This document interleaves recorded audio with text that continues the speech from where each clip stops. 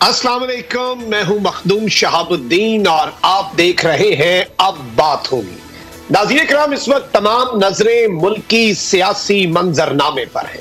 गिरफ्तारियों से इस्तीफों तक का सफर बहुत से पाकिस्तान तहरीक इंसाफ के रहनुमा और इमरान खान के करीबी साथी तय कर चुके हैं। पाकिस्तान तहरीक इंसाफ क्या ताश के पत्तों की तरह बिखर रही है? पीटीआई का मुस्तकबिल क्या होने वाला है?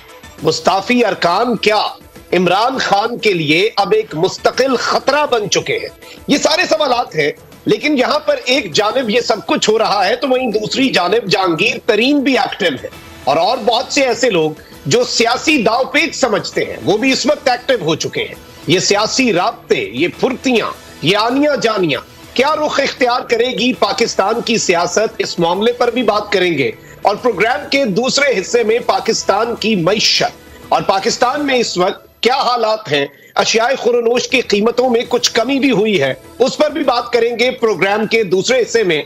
प्रोग्राम में मेरे साथ मौजूद है सीनियर